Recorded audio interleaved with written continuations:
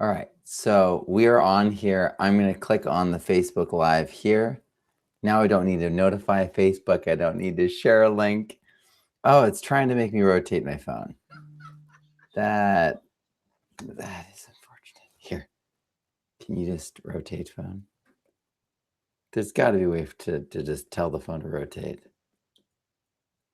Nope, that switches the other way. All right, we're going to finish this one and cancel it. Hey, everybody. Welcome to live. It's always something, right? So I'm going to delete that and I'm going to retry. But everyone's been notified now that I'm trying to go live there. So let's start here. Doing a live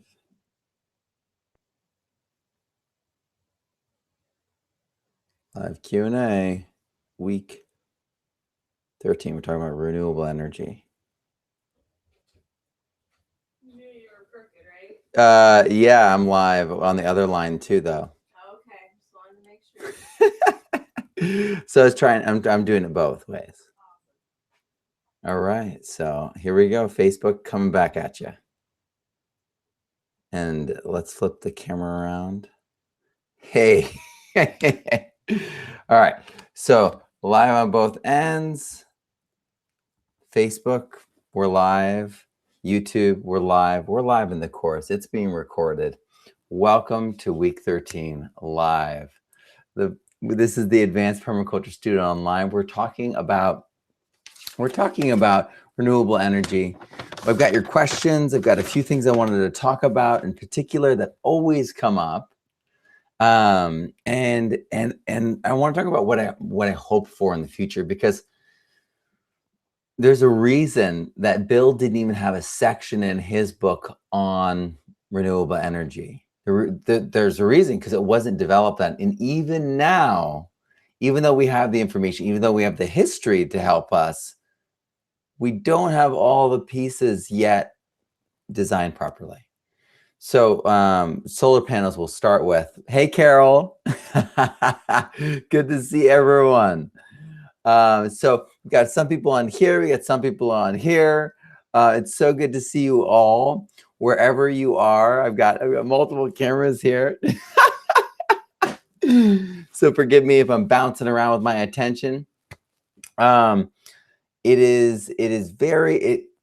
It's crazy here weather-wise. So hopefully we don't like lose power or something. If we lose power, it will all get lost. The cell phone is actually on the Wi-Fi right now, so it doesn't, you know what I mean? And then this is right into the this is hardwired in. So yeah, if we lose power, it's really windy, it's really rainy, but then it has these splashes of color, the sunlight coming in.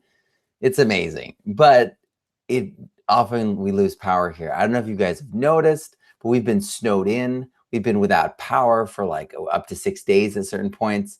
We've gotten to test all our camping stuff, you know, all the permaculture skills, all the problem solving skills. We've dove into that this year in this winter, and maybe you have too in your area.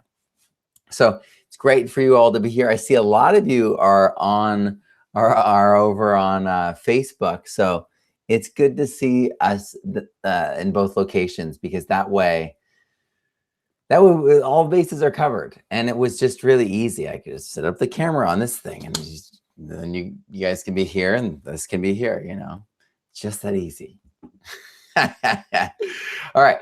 So, yeah, going back to the beginning, renewable energies, you know, they're really in their infancy. We haven't given it our full try. We haven't actually put our full attention as a culture onto renewable energies. And in the past, we've certainly put our full attention as a culture, and different cultures in different times, on natural world, on animal husbandry, on seed saving, on aquaculture, and we've done those things. And to an extent, we've also leveraged energy in different ways, but renewable energy, specifically in this time period, as a culture, we have not, as on a global level, adopted them. And so Solar panels, they're probably the leading contender, right, for disrupting the fossil fuel industry, yet they require fossil fuels and the fossil fuel industry backed machinery and systems. And everyone's like, well, the 0 point is when we have a solar panel making a solar panel, but there's still the problem of the fossil fuels in its embodiment.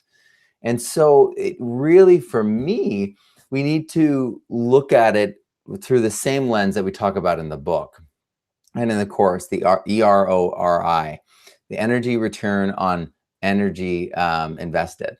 Yeah, EROEI.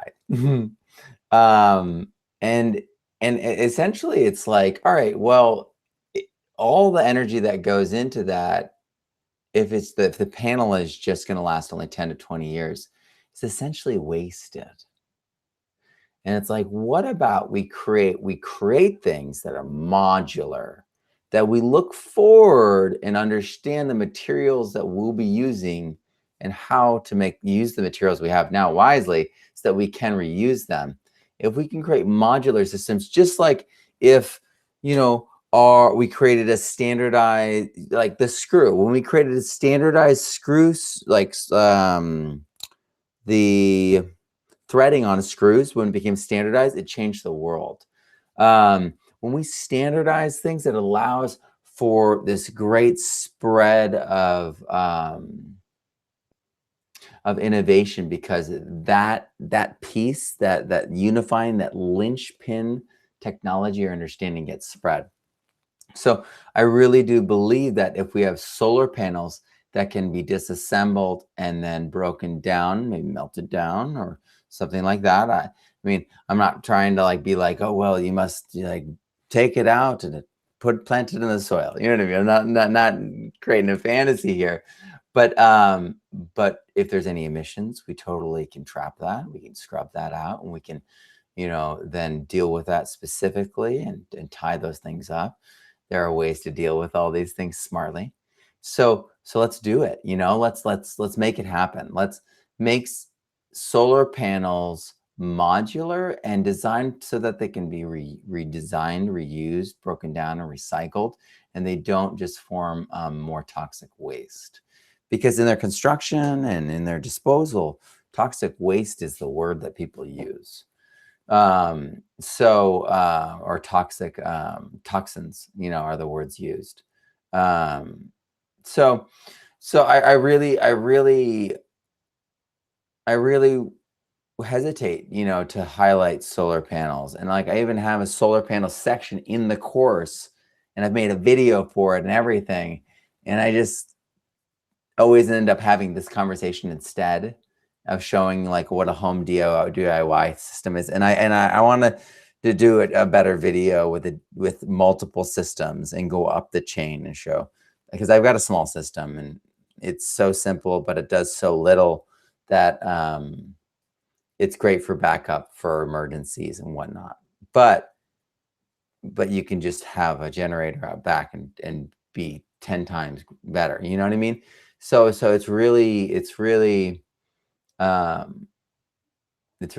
understanding the scale and like I said, it's this toxic production and toxic waste. It's like PVC almost, if you think about the same process that goes into it. So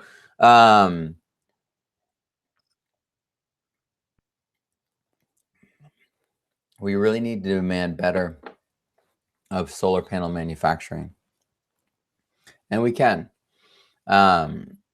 Innovation, I mean, the more restrictions you put, the more innovation you create, right? That's what Bill Mollison always said. So we just need to get to it. We just need to make it problem-solving part of our culture.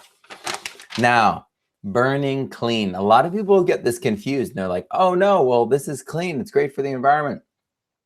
Burning clean is always going to be releasing CO2. It's always going to be releasing a small amount of emissions on top of the CO2 as well.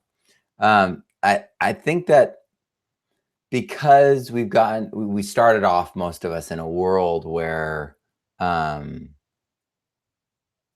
things were 80%, we were told they were 100% in terms of our food, in terms of toxins, in terms of like efficiency, and you know what I mean? Like everything under the sun. We were told like it's like completely correct, and they're like, oh wait, there's all these caveats, you know, and it's because they just weren't circulated. If it didn't fit into this like really easy song of the world, they just kind of moved on. And so burning cleanly, just like hemp can cure everything under the sun in the soil, you know what I mean? Um, there's a little bit more to the story, right?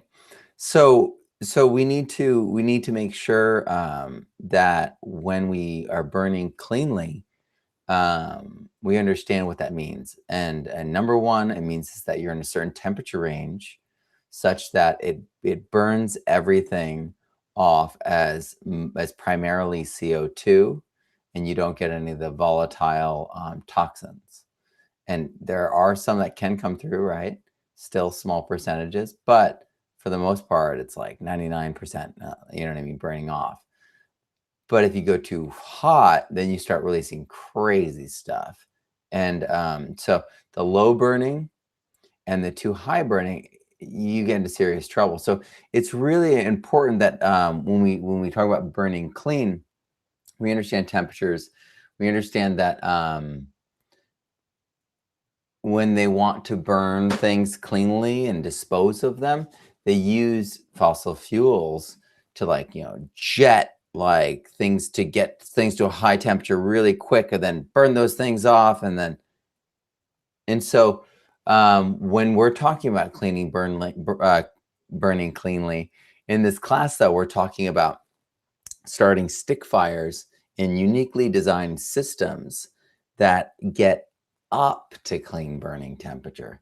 They don't start off that way. They start off like a little smoky fire like everything else does. But boom, it gets that temperature and then suddenly it's clean and you're in the clean burning zone. And so it's the design that leads to a clean burning zone. So there's always going to be some smoke when you start a rocket stove fire, when you're starting any sort of fire, unless it's just a fuel that you're burning, and you're just instantly starting that fire and getting it quickly to temp. All right, so the last one is biogas safe. So this was like a big thing when we were writing the permaculture student 2. I'm gonna look down here now for this one. And so the permaculture student 2, we were with Gabrielle.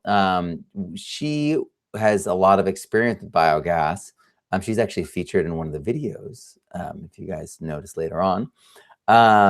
And she was like, you need double chambered, you need to explain how dangerous this can be. And I was like, okay. And she was like, no. And she like really schooled me on how biogas, if it's not managed properly, can easily be a huge problem. I looked up, gotta keep my eyes on this one. I'll just hold it. All right, so biogas, the real issue with biogas is it's expanding. And if you're not using it, you can reach capacity. And if you don't have a way for it to expand or overflow, you'll either let that methane go and then you'll have issues with just letting the methane into the environment, which is an awful, atrocious greenhouse gas. But then you'll also, could have an explosion and lose everything. It could hurt people, could be really gross too, depending on what your biogas, anaerobic digester is working with. Could be just sewage.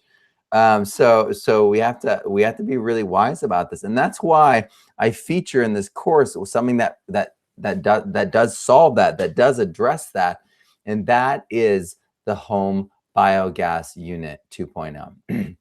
I really like it. I believe there's a discount through our course still up in there. You guys can check that out. There's the one caveat that I would add to my home biogas endorsement here, is that they provide a chlorine disc, which I do not recommend using. Instead, I recommend doing what Chris Trump recommends, which is basically treating the liquid that comes off of this as if it's anaerobic, because it is, and and you want to treat it with, like one of the IMO treatments. And I believe he said 3, 4, or 5. And you're going to want to combine it and then tie it up because it'll be highly nitrogenous. So I think that's 4 or 5. And you would just tie that up with the IMO prep. And then there's also other ways you could do it. He had other ways with wood chips, with the lab, the liquid lab over that, the lactobacillus over the wood chips, treating that too. So he had like a whole series of ways to treat it. So I would consider it just, it's anaerobic. You can tie that up. You can flip it. Okay, you can transform that into something that can go directly into the garden.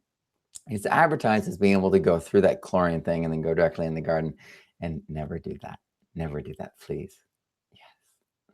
So that's what I would say that. But the thing is anyone else creating a home biogas or like a biogas digester that expands? You know what I mean? It's that expansion capability that was the genius flip that they created that, I mean, once it catches on, it's going to be huge. I know that at least it's caught on as biogas backpacks in Africa. They can walk with the biogas and take it from village to village in other areas that are remote. And so biogas is safe if it's treated properly. And why is it important to deal with? Well, because if we've got all this stuff that's all anaerobic, and we end up, letting it gas out, it's really an issue. It's like all those landfills are letting out all that methane. But if we can burn it, we release it as CO2, water, and oxygen. Oxygen? No. Well, no, it's oxidized. So yeah. But the idea is that the methane in the environment does break down over 12 years. It sucks up the oxygen to create the CO2. But yeah, no, it pulls in. That's how it's oxidizing, creating the CO2. But you could use that energy and create energy with it and letting it out into the atmosphere, because something is going to happen. I mean, as things break down, it releases that methane. Are we going to let into the environment, or are we going to use it for energy? I mean, unless you have a way, and there's plenty of creative people in this group, I know that we can take the methane, we can turn it into a liquid fuel. I know that there's a bunch of different things that we can do. But it's like, it's either going to gas out or we can use it for fuel. I don't know of any way to like just reverse it into food or something like that, like methane into food or something. And let's not suggest like the Haber-Bosch method there.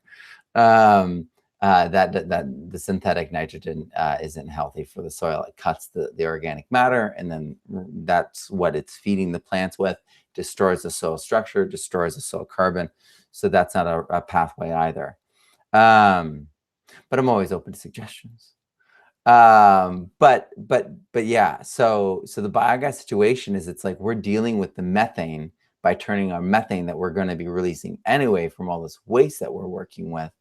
And maybe, you could create an aerobic situation, to deal with all that waste that we have in the world that is releasing methane. But then what's going to turn all of it to keep it aerobic? It's going to take energy to do that. And where's that energy going to come from? So at some point, we're really going to have to deal with anaerobes. And I think using the facultatives, using EM is really the way to go. Yeah. All right, cool.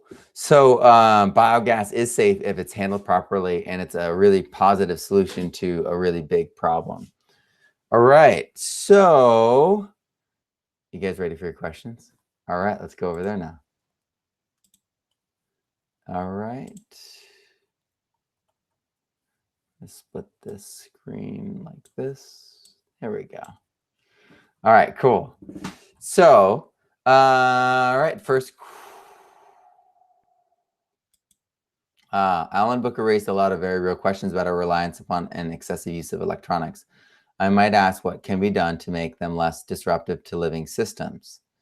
He does talk about grounding ourselves, having his desk, his seat, his bed all be grounded so that he's actually electronically, I mean, like, his charge is connected to the earth, so he's negatively charging himself, basically. Which, according to research, makes you feel more refreshed, more awake, more alive. There's, of course, lots of people questioning those studies out there. But if you think about it, that's our natural state. We're supposed to be in contact with the earth. Um, yeah. Yeah, I really think that there's a lot to natural state research. I mean, so much of the cancer research that has been effective has been studying healthy people, studying the original state rather than the fallen state or the hurt state or whatever. Um, um, I might ask. Okay, we're right. Yeah. So I mean, I don't think the whole Wi-Fi shift will. I mean, I think that there might be a backlash to the Wi-Fi shift. I think that we're going to see people wanting to do what like this computer is set up to do, which is be direct line in to fiber optic cables, and so it's super fast and it's really nice, and I don't have to like worry that. I mean, obviously, all the electronics, you get like this close to them, and it's like there's like 4 to 6 inches. There's like an actual field, of disruption that's just naturally from the electronics operating. Engines too. When an engine's operating at high level, there's like you put your hand near it and you pull your hand away, your hand's numb. You know what I mean?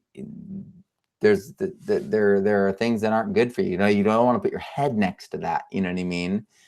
Right? I really do believe that there's a lot of research that is just has been done and was available and is no longer available.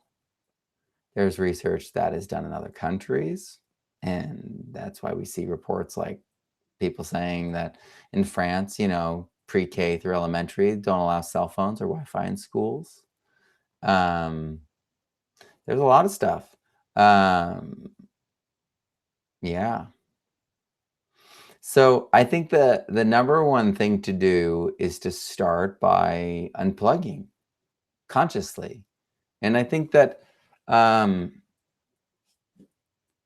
talked about this before in the past. Having it one day a week where you unplug everything, where you're not plugged into the grid, where you're using your off-grid everything.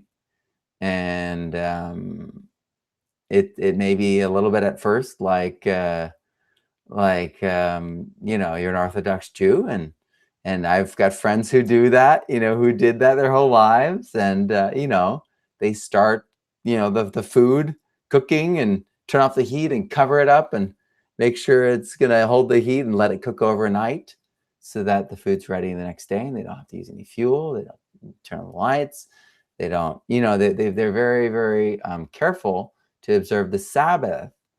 We could do that with our energy usage. We could create, we have sabbaticals, right, from education and jobs. We could have sabbaticals from the grid. And so I really think that taking one day off from the grid, from the food grid, from the energy grid, from the travel grid, one day a week, and then next year 2 days, next year 3 days, next year 4 days, next year 5 days, next year 6 days. And then we'll have one day a week where we participate in this old-fashioned grid system that we may still need for certain things, for medical things, this and that. But boy, whatever is left, whatever, we are still using fossil fuel wise, we'd be treating it differently. Our relationship would be different. We would feel empowered. Our children would feel empowered, right? Well, who needs the grid? We're 6 times greater than the grid. You know what I mean? So I really believe there's a lot there to be explored. So thank you so much for that question. That was a great one. All right, when you talk about feeding CO2 directly from combustion into algae, is there a specific benefit as opposed to in the building pulling out from the soup of the atmosphere? Oh, no, it's a way to like guarantee that the stuff that we're creating goes back into a plant form. And then from there, we could turn it into fuel, we could turn it into soil, or we could turn it back into a substance similar to what it was when it was crude oil brought out of the ground and send that back in, sinking it. And we could even have the methane that is coming off from it as it's anaerobically decomposing create an power engine, run an engine, use the like fire, you know what I mean, from that to run the entire power plant. So it's I'm just kicking this thing. So I think I should not kick that. Let's move that. All right. But yeah, no, I really think it's really valuable for us to consciously be pulling CO2 out of the environment. And so the way I'm talking about pulling the CO2 and feeding it into the plants is initially you're pulling it out of the environment, and then what you're doing is you're breaking it down and sinking that carbon that you're creating.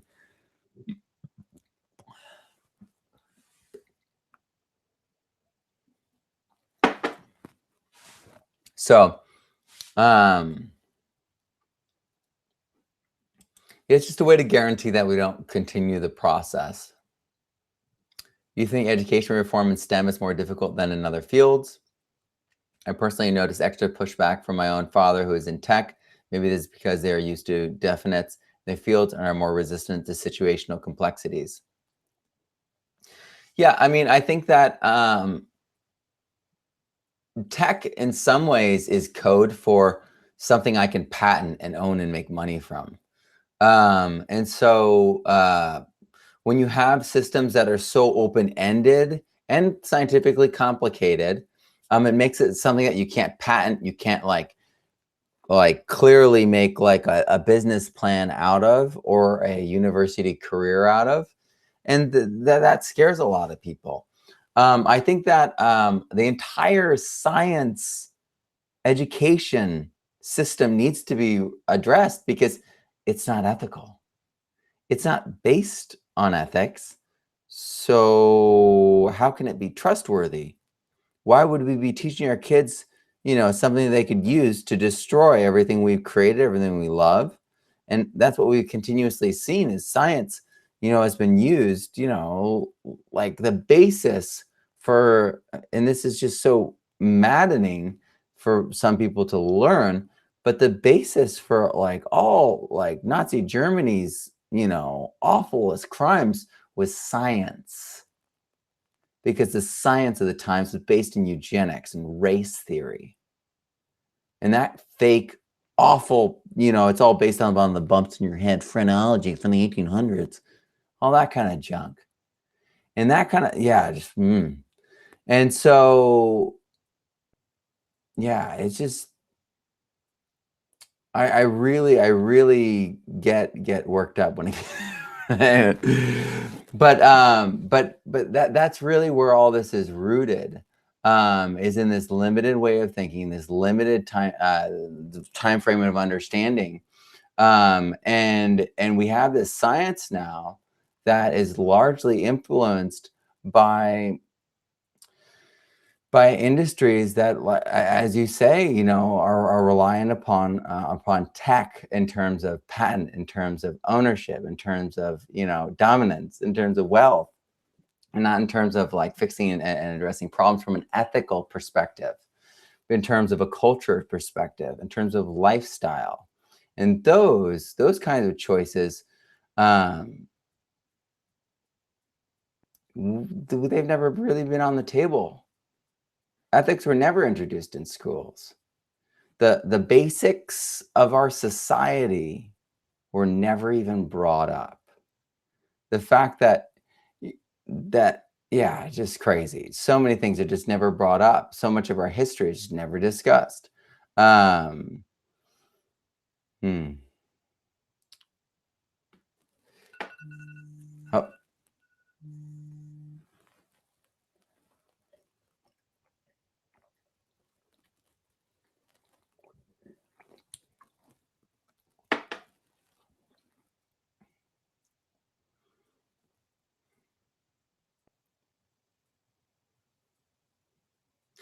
yeah. I'm just thinking back on that, what I was just saying. But it's that faith, that blind faith in that, in the simplified science, that is the most dangerous. It's when people apply, simple solutions to bigger problems, that we see huge problems come out of it. I mean, nuclear power is a great example. If they never thought the end out and they just started, and it's like, well, we've got a lot of waste and we still don't know what to do with it. Got a lot of plants that need to be decommissioned, and a lot of them are just very unsafe, and we don't know exactly how to do it the best. People are still learning and trying to figure out how to do it best. And it's still just a mess. It's basically like slowing it down until it's just pieces of itself and spreading them out and trying to contain them in containers that just degrade. So,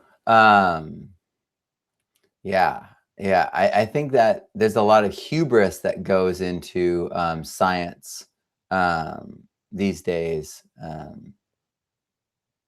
that plays into that. But as I said, it's ethics. So take heart, because when we speak from the heart, when we speak from ethics, it cuts right to the quick. And it makes it so that all this junk, all this stuff that we see in the media, all this stuff we see in the news, it finds its perspective, it finds its place, because it's so simple. Is this caring for the earth? Is this caring for people? Is this going to last? What's going to happen down the road? Is this the best case scenario for this long term? So if we just walk forward with that kind of lens, we're going to end up in a completely different place than we are now. So I really do believe that our education system doesn't stand a chance when you just reveal basic truths. I mean, I always bring this up, but when I was studying history, especially with my son, it became really clear, because I didn't study history with my son the way I was taught in schools. You probably were taught the same way I was, where you get American history, and you get world history, and you get these separate little episodes, Chinese history, Russian history, right? And I never got the whole thing kind of laid out and all as one piece until I really worked with my son for a few years on history. He loves history. And it became really, really clear that Europeans understood women in power. There was the noble class. They had women in power. They could have queens. They were there. It wasn't like they were second-class citizens. But then in America, when they started over, women didn't have the ability to own land. Women were second-class citizens. And so that kind of thing, like just the fact that that's never even discussed, just the fact that like the way we run our power, the way we run our cities, the way we run our municipal waste, never even discussed in schools, never brought up. There's systematic, I mean, people talk about, systematic racism, right? Things that have been grandfathered in. There's so much more to the story. Look at New York City. Go walk down Chinatown. You're 10 stories above the actual ground, 10 stories above the dirt. They don't know where the piping actually goes. So we're at a really critical point where we need to start asking questions. We need to dig into these conversations. We need to hold people accountable because, like I said, you open up your heart and you lead with those ethics, and they don't stand a chance because their heart knows the truth. They know what's right. They have never been given the opportunity to be like, hey, no, I don't know. I just came into this thing. It's crazy. They've never been given the opportunity to say this system's crazy. So I really do believe that this is a really, it's really important to understand the way we've been taught has been just chunked up, broken up, and discombobulated in such a way that is hard. It's very hard for people to just see how things actually work. And when you show them like a system, how these all things connect, they're like, no, that's someone else's job. They are in physics and I am in chemistry, and ne'er do they ever meet. It's like, wait a second, they're both sciences. You know what I mean? And but it's true. It's like, no, that's a different department. I'm sorry. You don't do that here. And it's that limited thought, you know what I mean, that is holding us back from true and we are adapting machines. Humans are the adapting machines.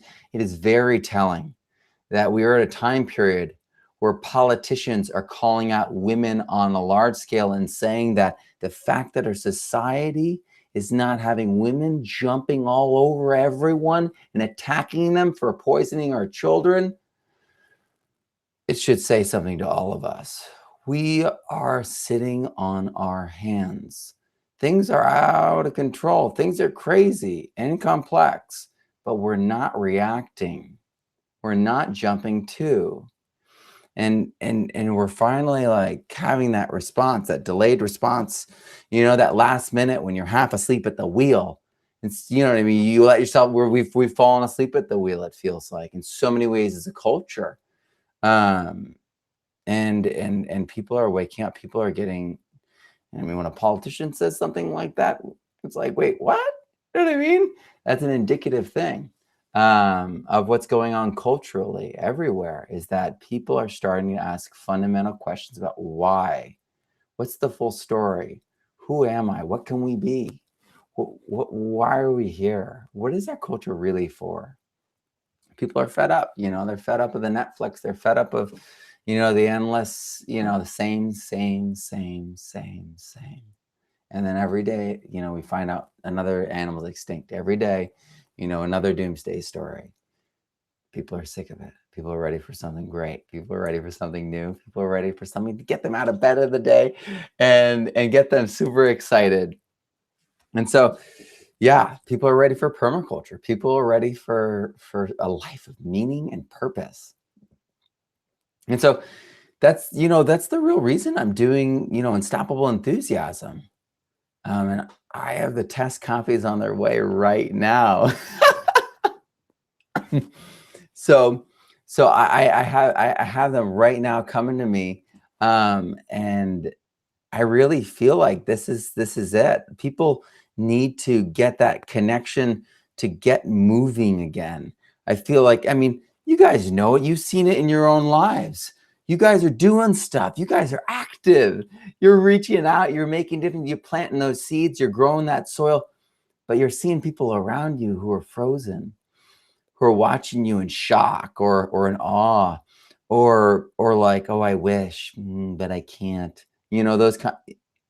They're watching you, and you feel it. And so many of you talk to me about this on a regular basis, about how you feel this responsibility, how you feel like you're showing up for these individuals in your life, in your community, even online.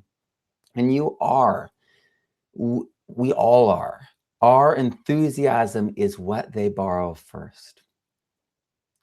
So it's like the energy transfer. So when we talk about, and this will relate to the end of the discussion with energy, but when we bring the enthusiasm, what we are essentially doing is generating our own energy and bringing it to the party, bringing it to the communication, bringing it to, to the interaction. And when people get that energy, they're like, holy cow, you're into that, I'm into this. And it just launches them and connects them to their energy. And that's why in the permaculture community, in these online communities, we get so much energy going back and forth and back and forth. And everyone gets so pumped and excited. And it's that kind of energy that we really need to bring to the world, because they're stuck. They're feeling lost. They're feeling empty. They're feeling depressed. They're feeling like overwhelmed, like it's too much. And we need to show them that they can do it. We need to show them what's possible. And we really need to show them the power of nature, the power that is within them to generate energy. I mean, the trees themselves are their own power generators. I mean, the trees themselves, they are, like power stations. They are, solar panels. Their little leaves are solar panels, and we have these factories, these plants that are, building all these carbon chains and pumping out this oxygen for us all to breathe, and creating all the different layers, the trophic layers that lead to all the layers of life that we rely upon. And so that is the actual engine, and the energy that's generated from it, we can do so much with. And there's so many passive ways to use, heating and cooling with the sun, but there's also, ways to use the wind. There's ways to, think about with Sepp Holter, he's cooling, he's aerating that water with wind passively. And so we can use energy, we can use renewable energy passively. We can have, things like tromps. We can scale to size. There's so many things that we can be doing. And we can be doing it in ways that do not create toxic waste. And I really, really want to emphasize that. Number one, above all, is that we start having the conversation about what truly renewable options do we have now. I mean, the Trump is a great one if you have that situation, but what, you know what I mean? What do we have that's truly 100% renewable? And that generates electricity, because that's what people really care about, or fuel. You know what I mean? Those kinds of things are what people want: the fuel replacement or energy, electricity. So those kinds of things.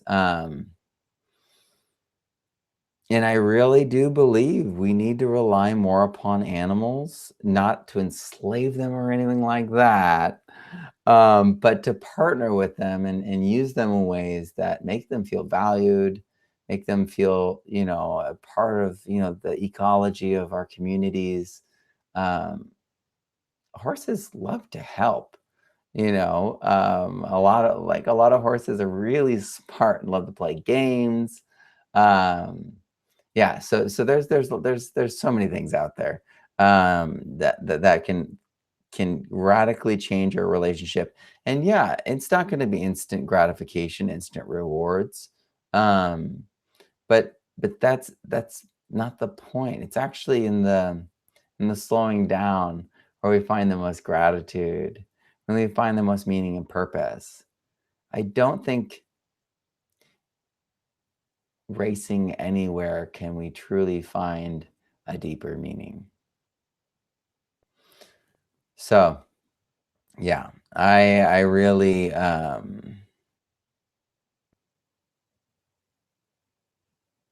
really excited about the change that's coming, because I do feel that, had you guys see that Time magazine cover article? Courtney shared it with me, about optimism.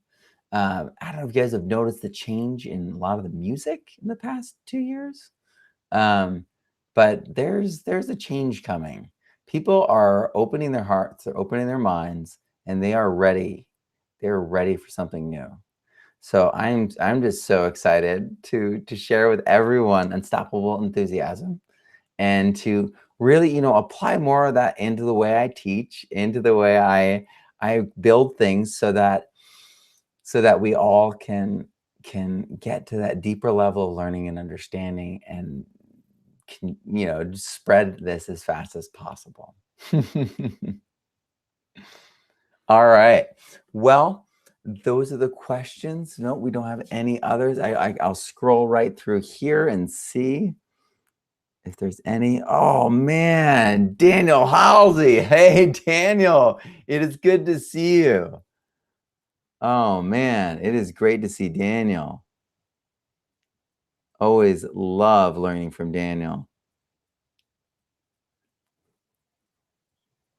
Awesome. So there are some longer ones. Whoop. I'm just going through this.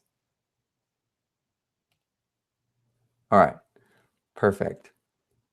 Okay. I don't see any questions, but they're mostly hidden. Oh, wait. What about free energy wheels using magnets and Earth's gravitational pull?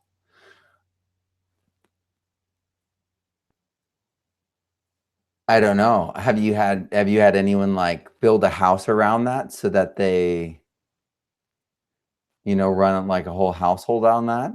I don't know. I know that everything gives off energy. Our hearts are giving off energy all the time. So there are energies all around us, and a lot of people are harnessing a lot of that ambient energy that's just out in the universe and coming from the sun. And there's a lot of things I've seen where they're be able to do things with small amounts of energy. But the amount of energy that's needed to like run a house and do all the stuff that we're seeing, the demand that we're seeing, I've not seen any of those free energy or the smaller, the things they're building that are showing results. It's all very small, low voltage. No one's running a house off of free energy yet, or any of those kind of magnet kind of systems that I have seen. But I'm open, again, always open to being wrong about something wonderful like that. What about solar power systems that use algae? Yeah, so